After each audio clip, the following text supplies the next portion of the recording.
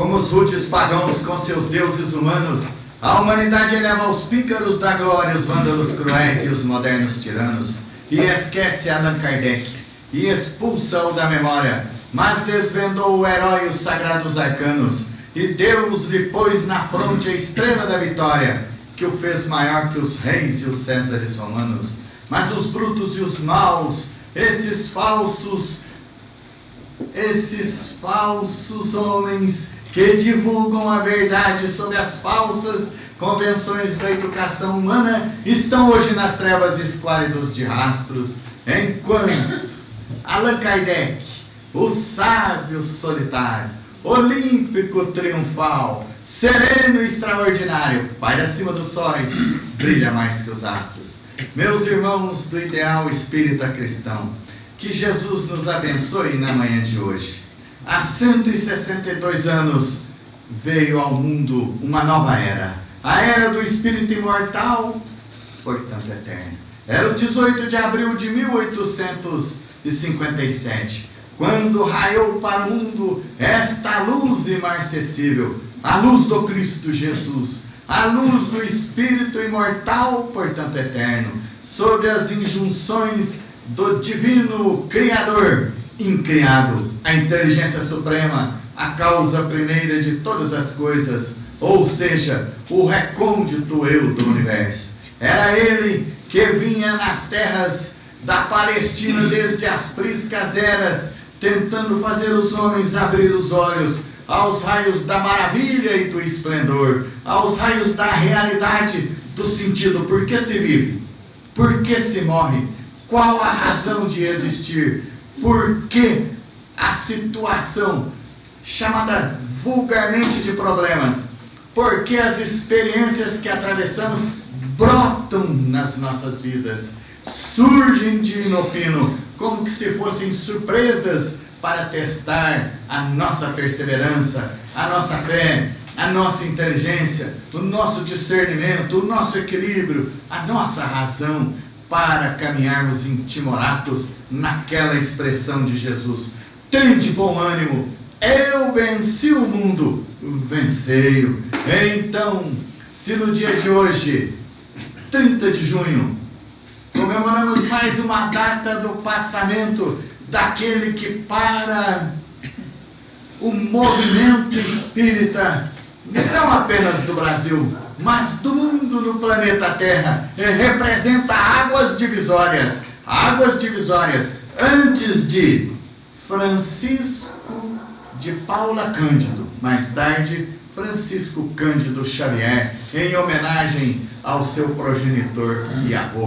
Então, neste sentido, nós vamos reconhecer que ele representa este marco para todos nós que reverenciamos num tributo ao seu trabalho dele, trabalhador da última hora, enviado por Jesus para estabelecer nos céus de anil do planeta Terra essa doutrina pulca do Espiritismo, aquela que começara quando ele dizia nas margens do Rio Jordão: arrependei-vos, porque eu vos batizo com água, mas aquele que vem após mim vos batizará com o fogo do Espírito Santo. Era Iocanahã, que vinha trazer o seu passamento para as luzes da virtude, da filosofia do amor. Yahshua de Nazaré, aquele, o Filho ungido de Deus,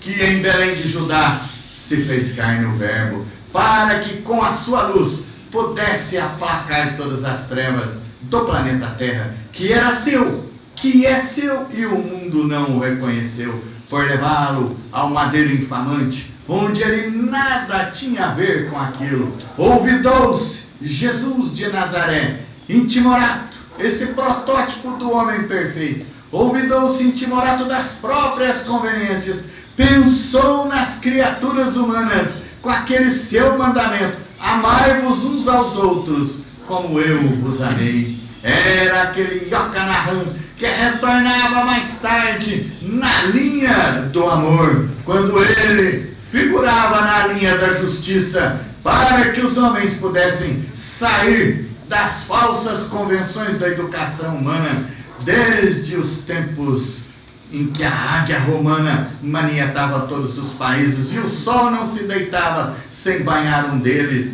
desde aqueles tempos em que figurava além do olho por olho, do dente por dente, vinha João o Batista para traduzir os seus ensinamentos numa disciplina hermética, numa disciplina ascética, que muitos dos discípulos de Jesus não poderiam acompanhar no tempo, devido ao ascetismo do rigor que vigia no íntimo de um sentimento e de um pensamento, para que a luz de Deus pudesse um dia fazer com que o planeta Terra, através dos seus habitantes, alcançasse um estágio de planeta de regeneração e gradativamente ser ainda um mundo celeste, mais adiante sublimado e reformado pelo caráter dos seus habitantes, atingir o estado de mundos felizes, nessa hierarquia dos mundos,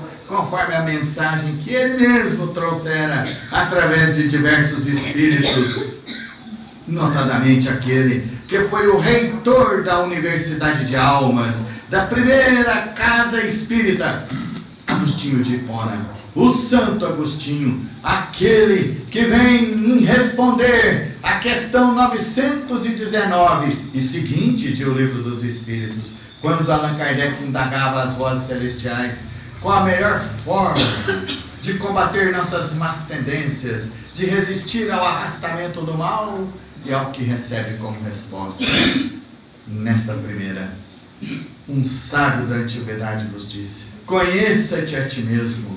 E Allan Kardec, naquela sua percussiência de um espírito maduro, de uma maturidade moral que paira acima dos sóis e brilha mais que os astros, indaga novamente. Reconhecemos toda a sabedoria desta máxima, mas a dificuldade está justamente em precisá-la, ou seja, em vivenciar. Aí vem o Santo Agostinho responder, como sempre com sabedoria responderam.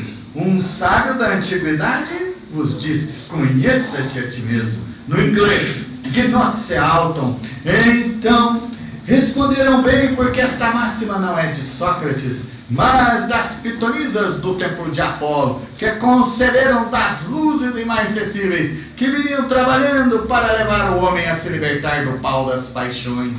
E ali naquele templo iniciático, Sócrates recebera no frontispício do portal daquele templo esta máxima: como a verdade é universal, os espíritos fizeram uma ponte. E é ele, um dos 10 espíritos que vieram a pôr as suas assinaturas em O Livro dos Espíritos. O Livro dos Espíritos tem autor, vocês sabiam? O Livro dos Espíritos, irmãos do ideal, deveriam mencionar que o Espiritismo tem dono, tem autor. Essa doutrina espírita, com seu corpo estrutural, com os seus princípios, com a sua característica das consequências morais, que vai formar o corpo religioso. Religião, consequências morais, os nossos sentimentos, os nossos pensamentos, que vão se expressar em cumprimento com a lei divina, a lei eterna, aquela da questão 615 de O Livro dos Espíritos, quando Allan Kardec indagava: a lei de Deus é eterna? Ao que recebe como resposta: a lei de Deus é eterna e imutável como o próprio Deus. E ele indaga mais adiante na 621, onde está escrito a lei de Deus? Na consciência. Esta consciência que ninguém vê, mas que exalta cada um de nós, os seres humanos e os espíritos desencarnados, ou tudo que existe, a quem a lei no cosmos, no firmamento.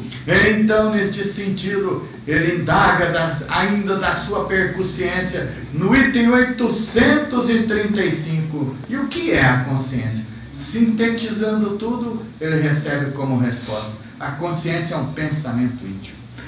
Então, neste sentido, vem Santo Agostinho no item 919 a dizer: foi com este sentido que ditamos o Livro dos Espíritos, de levar o homem ao autoconhecimento por uma tomada de consciência, como se fosse, em outras palavras, num sentido didático e simplório: despertai, ó tu que dormes, porque a doutrina espírita liberta-nos pelo conhecimento, pelo esclarecimento, levando você a uma tomada de consciência para chegar ao autoconhecimento, como se você dissesse para si mesmo: chega, não posso, eu preciso me tornar independente, eu preciso tirar férias de mim mesmo, eu preciso transcender eu próprio, ou seja, eu preciso me autoconhecer e vivenciar esses princípios. É esta a tomada de consciência. Eu deverei ter um procedimento para atingir este patamar de consciência desperta, porque na questão 600A de O Livro dos Espíritos, tradução da Alain Herculano Pires, eles vêm dizer para Allan Kardec: a consciência desperta, de todos os atributos da alma, ela é o atributo mais importante. Inteligência, pensamento, o dom de ver, de ouvir, sentir, pergunta 249A, desses sentidos da vida, das potências da alma, da ubiquidade, do transporte, da bilocação, da audição, da vidência, audição, audiência, clarividência, clareaudiência. Clareaudiência, explica Allan Kardec no Livro dos Médiuns, é de vez em quando. A audiência é permanente, assim como a vidência do mesmo modo. Então, nesse aspecto, despertar essas potências da alma, o mais importante, na pergunta 600A, reiteramos, é a consciência desperta. É você se autoconhecer e se expressar conforme esta lei divina que está no átito da sua consciência. Mas dizíamos há pouco, você tem que ter um procedimento. E que procedimento é este? Ou o que seria este procedimento? Meditai, ó tu que dormes. Aprender a orar, a ler, a meditar e a refletir. Porque meditação e reflexão, inacabada reflexão é a conclusão da meditação. Mas para atingir uma oração onde ela vai além do céu da boca, ou chegar aos pés do Criador, aquela que está a partir descrita dos itens 658 de O Livro dos Espíritos, com fé, com fervor, com sinceridade. A partir deste momento você precisa aprender, antes da oração, da meditação, da reflexão, das leituras, silêncio. O silêncio de corpo, o silêncio de emoção, o silêncio de pensamento, os 3 degraus do silêncio. Começar pelo mais simples, o silêncio do corpo. E vai subindo o degrau dessa escada mística de ascensão sobre si próprio. É um modus vivendi que liberta o homem do pau das paixões. Então dizíamos há pouco, Jesus olvidou-se intimorato das próprias conveniências, pensou nas criaturas humanas e propôs a vivência da virtude máxima, o atributo divino. Qual é este atributo? É a mensagem que a comadre leu na introdução: o amor, o reverence for life, o respeito pela vida. Então, neste sentido, é que nós vamos entender, nós vamos alcançar esta mensagem de Jesus. Então, Iocanaan, nas margens do Jordão, batizava Jesus num costume da época, para levar a criatura consigo mesmo ao despertar da consciência, e aquele protótipo do homem perfeito que Deus nos enviara para servir de guia e de modelo, aquele protótipo que vinha como o filho ungido de Deus, se submeter às convenções humanas para auxiliar o despertar das consciências, se submete, porque João dissera: é preciso, eu não sou digno de atar ou desatar as sandálias, mas é preciso que se cumpra o que está na lei. É preciso então não ultrapassar os limites das convenções, porque a natureza não dá saltos, e os homens precisam se despertar ante o influxo do conceito e da realização, inclinar-se ante a realidade da vida do Criador incriado, Deus, a inteligência suprema. Nesse sentido, João viria dar um contributo para que Jesus pudesse se expressar a partir dos seus 30 anos de idade.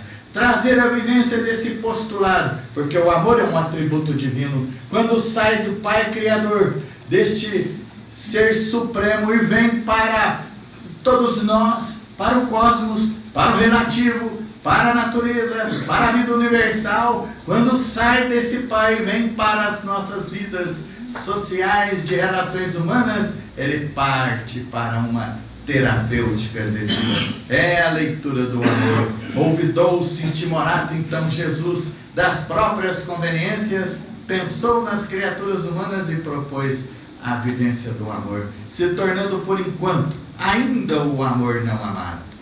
Por que falar de tudo isso ao comemorarmos Francisco de Paula Cândido Xavier? Então o Livro dos Espíritos traduz este ensinamento.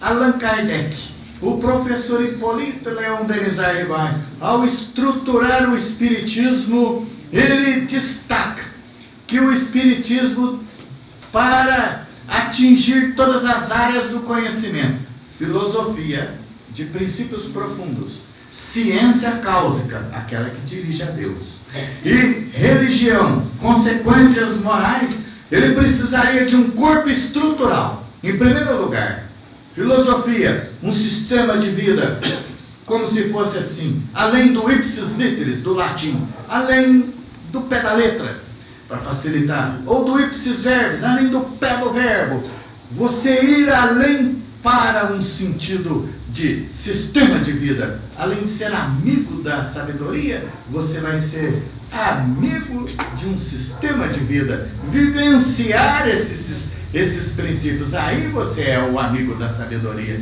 Então Jesus, o filósofo dos filósofos, vem e propõe um novo método. O amor. É um método. Senhor, qual é o maior mandamento da lei? O maior mandamento da lei de Moisés, que é o do Pentateuco Mosaico, o livro moral mais importante, com que Allan Kardec abre no capítulo 1 do livro O Evangelho segundo o Espiritismo, editado em 14 de abril de 1864, o Evangelho. Esse é o Consolador.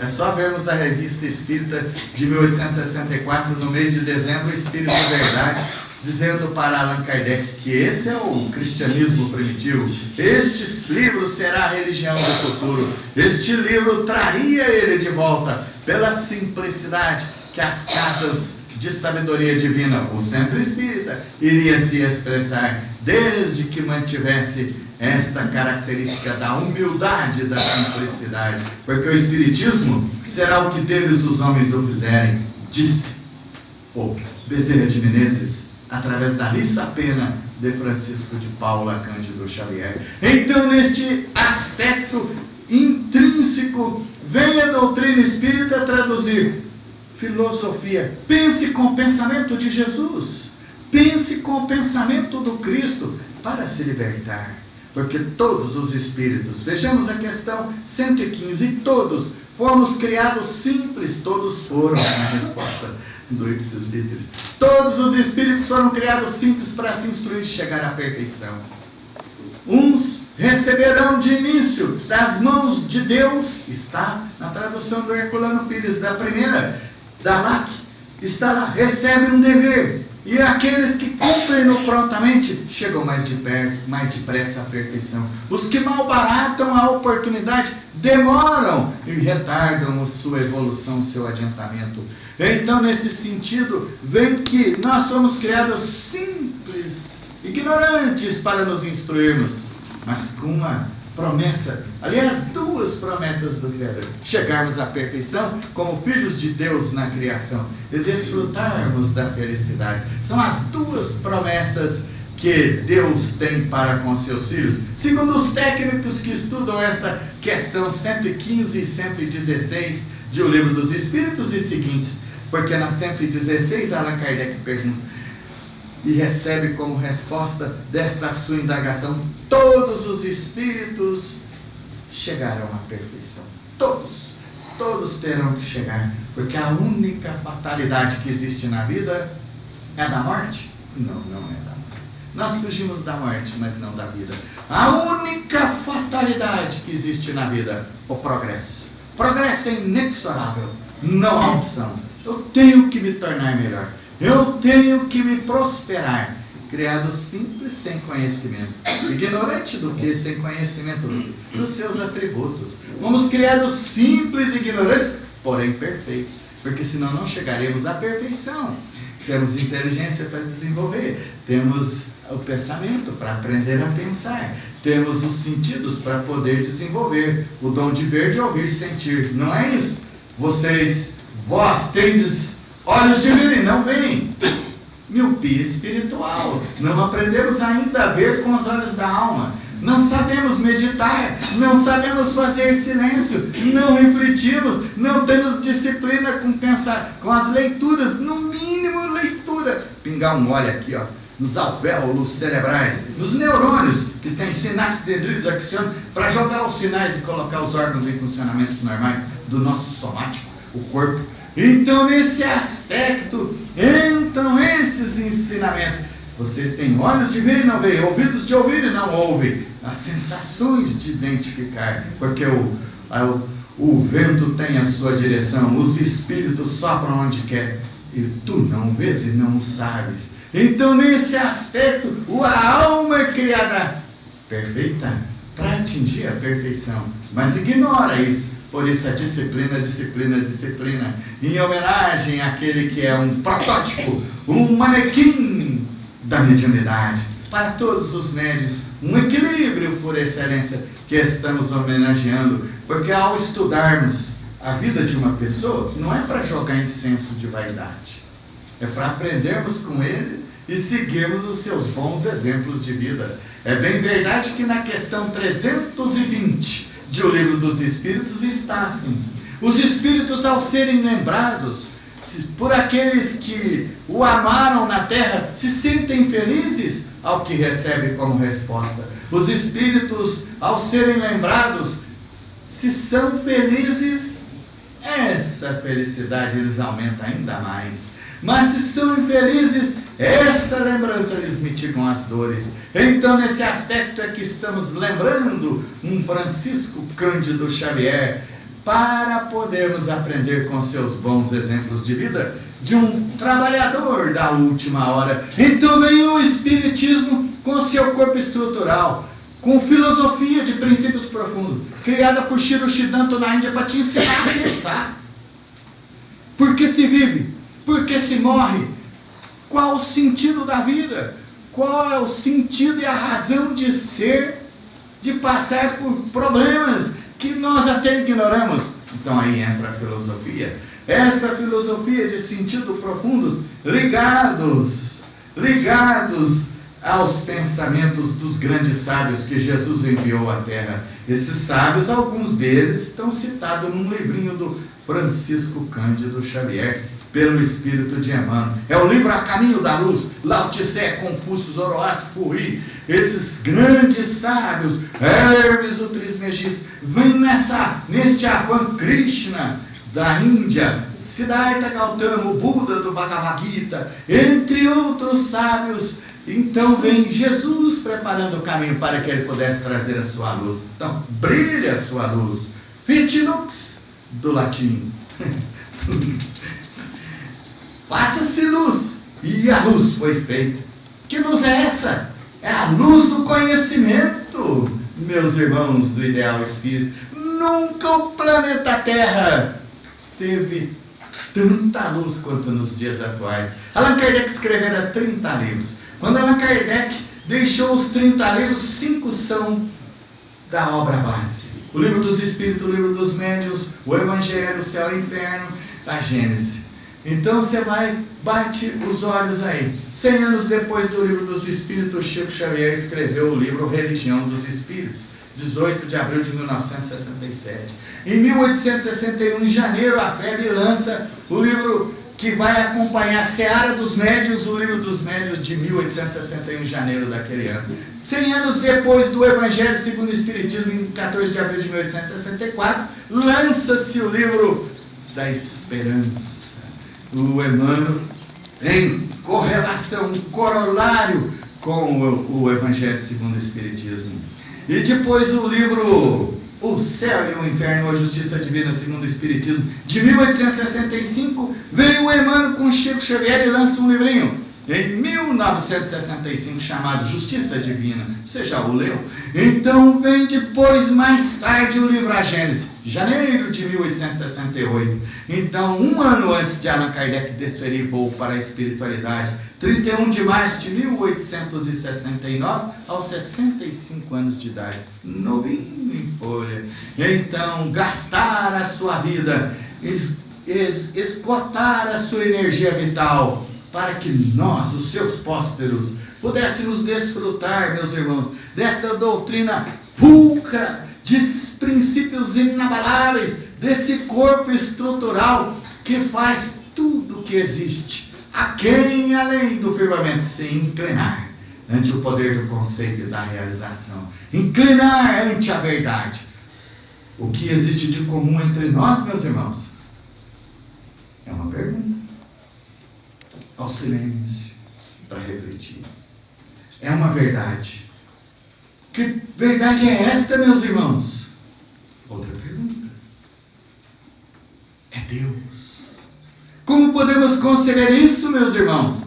Pela inteligência. O que é a inteligência? Uma disposição da alma. É esta alma, imortal, portanto eterna, porque os espíritos foram as almas dos homens que viveram sobre a face da terra. Até aí Allan Kardec vem didaticamente e diz para todos nós, diante desse corpo estrutural da filosofia, desde as primeiras dinastias dos Brahmanes na Índia, quando surgiu o Alcorão, o Rig Veda, Shri Siddhanta criaram a filosofia, e os espíritos então trouxeram esta concepção do divino, para que ela pudesse ser do corpo estrutural. A ciência cáustica é aquela que faz a criatura, por um simples raciocínio, voltar-se para Deus. Zaratustra, um grande filósofo materialista alemão, que imortalizou-se nesta personalidade do livro Zen de Avesta, do Zoroastro da Pérsia, A Origem do Bem e do Mal. Ele dizia que Deus não existia, mas nos estertores da morte, ele vem e, ao lançar o seu livro, Assim Falava Zaratustra, em plena praça principal de Nova York, nos Estados Unidos, ele congrega uma população e fala: não temos mais necessidades de Deus, porque agora nós somos independentes, e apresenta o livro dele, né, como se fosse o dono da vida. Então Zaratustra vem, resumindo todo no tempo que podemos dispor, apresenta o seu livro, mas houve um mal-estar tremendo naquela população que o cercava diante daquele ato, daquele evento cultural. E um senhor tira o chapéu e diz assim: uai! Uai! Se não temos necessidade de Deus, quem é que vai dar alimento para os animais no pasto? Quem é que vai segurar aquelas estrelinhas lá no céu? Então, simples raciocínio já faz com que a criatura humana se volte para Deus, para compreender como se fosse numa das suas maiores indagações. Nos extremos lances da sua vida, em quem depositais confiança? Em Deus? Buscai Deus no âmbito da alma. Aí está uma das grandes pesquisas e indagação da psicologia transpessoal, de George Gurdjieff, de Pedro Ouspensky, de Robert de Hope, o seu fundador. Então, neste sentido, aquela psicologia transpessoal que reconhece que no ser humano tem uma alma existente. É neste sentido que nós vamos observar a doutrina espírita vindo a ser confirmada por princípios da ciência. Esta psicologia transpessoal que vai mostrar que o ser humano busca Deus no âmbito da alma, nos extremos lances da vida, indaga: por que será que Jesus perseguido desde o seu nascimento, não caiu no estresse? Não teve depressão? Não se irritou? A doutrina espírita traz nas suas comunicações as mensagens com Francisco Cândido Xavier, porque antes do repasto do seu corpo somático, ele ia se alimentar da oração com Deus. Ele busca Deus primeiro, para que pudesse se expressar na vida e tirar todos os recursos necessários. Da onde? Do que nós chamamos de fluido cósmico universal, explicado no livro A Grande Síntese do Pietro Baldi. Então Jesus não caía no estresse, porque buscava Deus no átito da alma, antes da própria alimentação. Aqui é uma escola de sabedoria divina, então indaga-se: suas orações são regulares? Você tem o hábito de ouvir as respostas das suas orações? A Deus, a Jesus, a Nossa Senhora, aos mensageiros da sua predileção? Tens esse hábito? Ainda não. Se ainda não, porque não aprendeu a pensar, ainda não aprendeu a fazer silêncio, ou sequer abstrair das tangibilidades da vida, aprender a concentrar para ouvir nos decoros do seu pensamento e no átito da sua alma as respostas como duas características: intuição e inspiração. Explica Allan Kardec em O Livro dos Médiuns, ao falar da mediunidade dessas duas características. Então Allan Kardec, para tratar desta alma, dentro dos princípios, porque além do corpo estrutural tem os princípios. E quais são esses princípios? Didaticamente se expressam em 7. Deus, Jesus. Os ensinamentos de Jesus são princípios. Olha a partir da pergunta 625. Qual modelo de homem que Deus nos enviou para servir de guia e de modelo? É um discípulo. É um dissílabo a resposta. Um dissílabo. Jesus.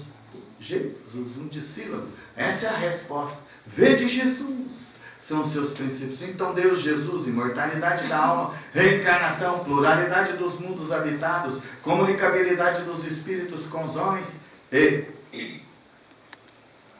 universalidade do ensinamento dado pelos espíritos. A verdade foi feita uma ponte, dissemos há pouco. Esses ensinamentos, esses princípios não são do espiritismo, mas do cosmos. De um livrinho que Francisco Cândido Xavier escrevera Sol nas Almas, nesta mensagem do espírito José Marques Garcia, o livro Ceareiros de Volta. Ele vem lá e diz assim: o espiritismo existe em outros mundos com nomes diferentes. Então estes princípios são do cosmos, mas a verdade é universal. A clemência de Deus, o todo perdoador, é tão infinita que permite nós desfrutarmos da luz. E para que esta luz pudesse permanecer imarcessível, não se apagar jamais, não murchar jamais no azeite das candeias, né? Colocar a candeia sob o alqueire, não debaixo do alqueire. Vivenciar esses princípios. Jesus foi peremptório ao dizer: passarão céu e terra, mas as minhas palavras não hão de passar. Então, se me amais, guardai os meus mandamentos. Resumindo, enviarei o Consolador prometido. E aonde nós vamos arrematar tudo isso? Com a homenagem ao Chico Xavier. Então, desses 100 anos de homenagem a cada obra da codificação básica do Espiritismo, dos 5 livros citados, então, Allan Kardec vem na maturidade moral trazer o Livro dos Espíritos. E ele está fundamentado, além desses 7 princípios, desse corpo estrutural, filosofia, religião e ciência, ele está fundamentado em 3 leis. A lei do amor, primeira. Segunda, a lei da reencarnação. Terceira, a lei do progresso inexorável. Não há opção. Eu tenho que progredir, criados simples e ignorantes, para se instruir, chegar à perfeição. Pense bem. se instruir e chegar à perfeição. Por que o Espírito Verdade não disse educar? Porque a educação, formata a instrução, te deixa livre, a cada um segundo as suas obras. Resumindo no tempo, então vem Allan Kardec dentro desses princípios, deste corpo estrutural. Vem Allan Kardec com essas 3 leis do amor, da reencarnação, do progresso inexorável. Ele vem explicar o que é o ser humano. Que só a doutrina espírita, nem os hierofontes, nem os sacerdotes do Antigo Egito, desde o primeiro livro dos mortos do Antigo Egito, tem alguns livros que tratam disso, livro dos mortos do Antigo Egito, livro dos mortos dos monges do Tibete, livro do Zen de Avestá do Zoroastro na Pérsia, de Nabucodonosor, de Ciro, de Cambises. Depois nós vamos encontrar Krishna na Índia, com o Vedanta, o Rig Veda, ou uma variante dele, o Upanishads, que em português significa ajoelhados aos pés do mestre, para aprender, do Bhagavad Gita, do Talmud, o 5º livro sagrado dos hebreus, da Bíblia Torá, dentre outros livros, que podemos citar até mesmo do Lao Tse, os Analectos do Confúcio, o Tao Te Ching do Lao Tse, o Anagramas do Furri, entre o Zen Budismo, o De Bodhidharma, entre tantas obras, vem o Livro dos Espíritos consagrar, enxugar todos os erros humanos e diz assim: o ser humano é formado por corpo físico, por pele e espírito, que tem o nome hoje de psicossoma, o corpo bioplasmático na ciência convencional, e espírito. Espírito, perispírito e corpo físico. Mas aquele que homenageamos há 17 anos, Francisco Cândido Xavier, avançou. Ele evoluiu o espiritismo. Ele evoluiu a doutrina espírita. Quando ele desencarnou, tinha 432 livros. Vimos na edição oficial das editoras com a FEB, Federação Espírita Brasileira. 432. Depois começaram a aglutinar, a juntar mensagens esparsas do consolo distribuído e exarado na terra e no espaço. O Chico já vai passar para mais de 500 obras. Mas são as chamadas coletâneas. Mas seja lá, 500 ou 432, são luzes que clareiam o nosso pensamento, que ilustram a nossa consciência, dá um brilhozinho na consciência. Antes de avançarmos nesse estudo, quantos livros você já leu? De Allan Kardec? Do Chico Xavier? Respondamos para nós mesmos. Não vai muito longe não, fiquemos só em 2019. Vamos ver a disciplina de cada um. E quer progresso. Ano novo, vida nova. Como? Você continua homem velho? O progresso traz transtorno. Tem que mudar o modo de pensar. Sou indisciplinado com a vida. Eu como para sentir assim, nossa, barriga está cheia. Sabe? É difícil. Esse é o silêncio físico. Tipo, o silêncio de emoção. O búmulo tanto que vem um Deepak Chopra, um médico dos médicos da atualidade hindu-americano, residente nos Estados Unidos, da América do Norte, diz assim: cuidado com o seu corpo. Pense antes de alimentar, para não se comprometer. Vem depois a física quântica confirmar esse pensamento de Allan Kardec. Vem a psicologia transpessoal do mesmo modo. Então, vem Francisco Cândido Xavier e dá um avanço nos princípios da doutrina, na ciência da doutrina espírita, nessa ciência quântica, nessa ciência espiritual. Max Planck, criador da física quântica, em 1800, no século XVIII. Vamos lá. Pensemos. O espiritismo, chegou primeiro. Livro dos Médiuns, física quântica. Livro dos Médiuns, Laboratório do Mundo Invisível, é a física quântica confirmando. Então é uma picada na ignorância dos homens.